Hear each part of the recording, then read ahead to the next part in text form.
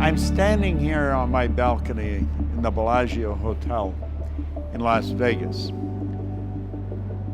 I was speaking to about 8,000 people in a ballroom of the Mirage.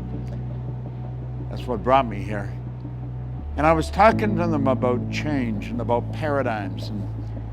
And I couldn't help but think of the change that's taken place right here in this city.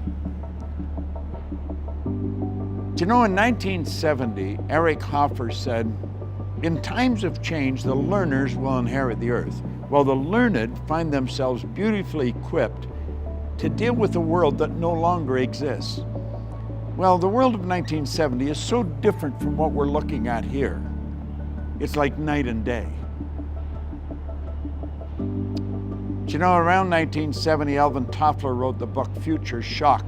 In the Future Shock, he was talking about the change that was going to take place in the future. It was going to be a shock to everyone. He made predictions on the future, what's going to happen over the next 40 or 50 years. And what's happened over the past 40 or 50 years has been so far beyond anything of his predictions, and yet we thought his predictions were ridiculous. Hoffer said, the illiterate of the 21st century are not going to be the people who cannot read and write. They're going to be the people who cannot learn, unlearn, and relearn. Now think about that for a moment. Do you know, you and I are being controlled, virtually controlled by paradigms. I see a paradigm as being a mental program that has almost exclusive control over our habitual behavior. And I want you to think of this. Almost all of our behavior is habitual. What I've discovered and what Bob discovered long before I did is that we are programmed. We have a program. We're programmed genetically. That's why we look like our relatives. We're programmed environmentally. So we pop into this world and depending on the people around us, whatever foods they're eating, we learn to like and eat. Whatever languages they're speaking, we learn to speak. Our intellectual faculties get developed as we get older, and we develop these great gifts, these abilities to choose how we think, to choose ideas that really serve us and will help us live the life that we want to live.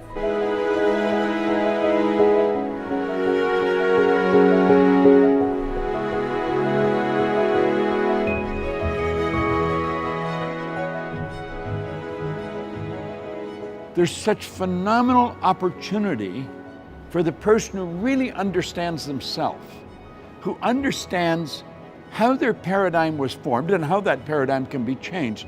And without that knowledge, the opportunity is just going to go right past them, like it is for so many people right now. My life has changed so dramatically over the past 45 years that it's almost difficult to look back and see where it was. And I'd already been working at change for 10 years, 45 years ago. It's been 55 years since I started working and developing my mind. Start to understand paradigms, start to understand the thing that's inside of us that's literally controlling our life. Do you know, we look as different as night and day, we sound different, we eat different foods, we have different cultures, but the bottom line is we're all the same. There is one mind. The universe operates with exact laws. They're not man-made, so they're not going to be changed by man. We're God's highest form of creation. We've got mental faculties and power beyond the scope of our imagination, and we have habitually waste all this potential. I believe if we're really going to enjoy the change that's taking place in the world that we're a part of, we're going to have to start to understand what makes us tick. We're going to have to understand how the paradigm was formed, how the paradigm can be changed, and how it's literally controlling our life. When we do understand that, then we're in control of ourselves. We're living the way we really want to live. We've knocked down all the walls. There's no limitations.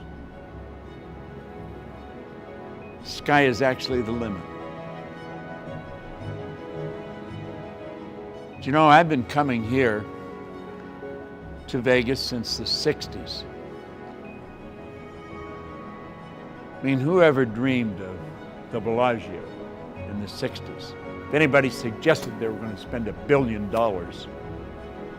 they were going to have rooms just to hang Picasso in, we would have thought they were out of their mind. There's a fountain right down here. In fact, it's just starting to go off. It's phenomenal. And the music plays and the fountain dances. It's all engineered. I was talking to somebody here at the hotel one time. They were telling me that there's a whole staff of engineers just managing this fountain. Anybody that's ever been to Vegas knows the Bellagio's fountains. You know, towards the end of the dance, it fires water higher than I am right now. And I'm on the 19th floor. And I look down and I see it. I think, what a magnificent creation. And I think of the mind that thought of it, then the mind that designed it. And you know, as magnificent as it is, it's nothing compared to what you're capable of doing. But the paradigm has to change.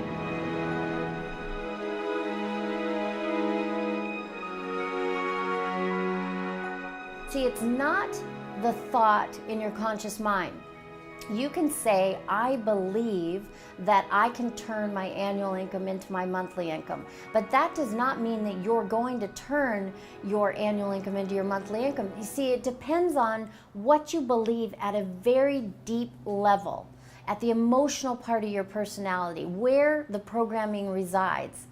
To really get what you want in life, you have to be in harmony with it. I'm going to write a book on paradigm. In fact, I'm under contract to write the book. And I believe it's something we should start teaching children in school. We want to point out, if they just go in the mirror and look at themselves, they look like their relatives. They should ask, why do they look like their relatives? There's no two people look exactly alike. Billions of people, none of them look exactly alike. They're similar. But why do we look like our relatives? It's genetic conditioning. The genes that are passed down from one generation to the next are controlling our life.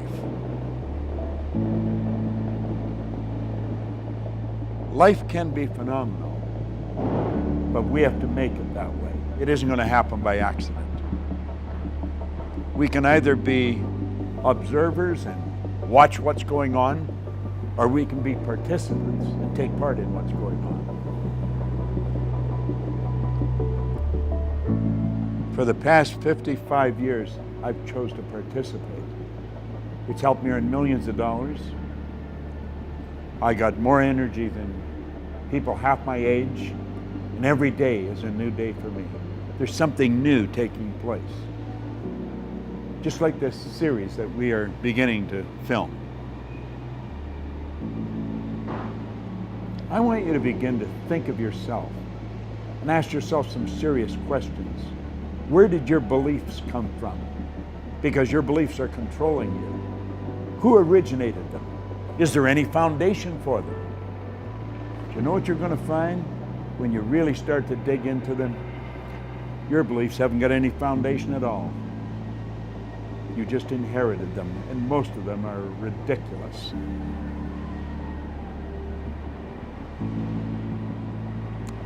Paradigms, life, opportunity. It's worth thinking about for a long time.